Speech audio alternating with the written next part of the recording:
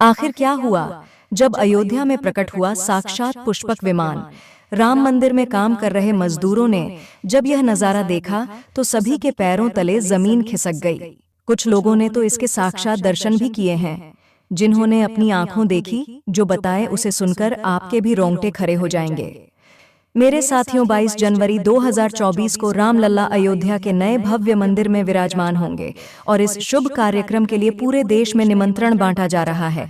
तो आगे बढ़ने से पहले, अगर आप एक सच्चे सनातनी हैं, प्रभु श्री राम को अपना आराध्य मानते हैं, तो इस वीडियो को लाइक करके कमेंट बॉक्स में जय श्री राम जरूर लिखें। शहर से लेकर गांव तक घर घर अक्षत वितरण में बच्चों से लेकर बड़े तक सहयोग कर रहे हैं। 22 जनवरी प्राण प्रतिष्ठा से पूर्व अयोध्या में इतने बड़े चमत्कार का होना सभी को आश्चर्य में डाल रहा है। यहाँ तक कि महिलाएं भी घर घर जाकर अक्षत और श्री राम की अयोध्या की फोटो वितरण कर रही हैं। अयोध्या में राम मंदिर में भगवान रामलला की प्राण प्रतिष्ठा कार्यक्रम की तैयारियां तेजी से की जा रही है। मंदिर निर्माण में जो लक्ष्य लिया गया था, उसमें लगभग 80% कार्य हो चुका है। 70 खंभों पर मूर्तिकारी का काम चल रहा है। इस कार्यक्रम को बेहद भव्य बनाने के लिए कोई कसर नहीं छोड़ी जा रही है। इस बीच राम मंदिर निर्माण का कार्य भी तेजी से किया जा रहा है। पिछले दिनों त्योहार की वजह से यह धीमा पड़ गया था, लेकिन अब वो भी तेज गति से पूरा हो जाएगा।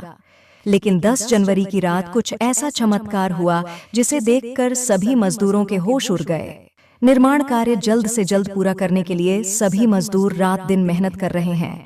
जब रात्रि के समय सब मजदूर अपना काम निपटाकर तंबू में सो रहे थे, उसी समय अचानक से उन्हें वहां कुछ हलचल महसूस हुई। सुरेश नाम के एक मजदूर ने जब तंबू से बाहर झांक कर देखा तो उसे राम मंदिर के परिसर में कुछ अजीब सी पीली चमकती हुई चीज दिखाई दी।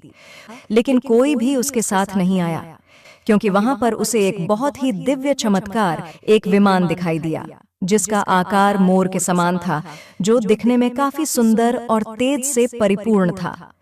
लेकिन उस विमान को नियंत्रित कौन कर रहा था, ये समझ नहीं आ रहा था।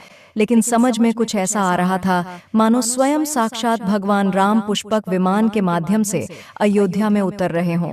लेकिन अचानक से ही वह बेहोश हो गया, क्योंकि वो उसके तेज को सहन नहीं कर पा रहा था।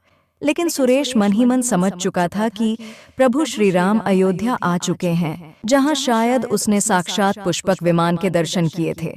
यानी कि प्राण प्रतिष्ठा से पहले अयोध्या प्रकट हुआ साक्षात पुष्पक विमान। लेकिन क्या यह विमान सचमुच में पुष्पक विमान है? लेकिन इसकी आखिर क्या गारंटी है? इसे समझने के लिए हमें पुष्पक विमान के रहस्य को अच्छे से जानना पड़ेगा। तो मेरे साथियों, रामायण में पुष्पक विमान का जिक्र है, जो पहले कुबेर के पास था। इसके बाद रावण ने उसे अपने सौतेले भाई कुबेर से लंका समेत बलपूर्वक हथिया लिया था। फिर रावण ने भी इसी के जरिए पंचवटी आश्रम से सीता का हरण किया था और उन्हें उस पर बिठाकर लंका ले गया था। रामायण में जिस तरह से पुष्पक विमान का जिक्र मिलता है, उससे तो यही लगता है कि ये आज के हवाई जहाज की तरह था, लेकिन तकनीक के मामले में मॉडर्न एरोप्लेन से कहीं आगे था।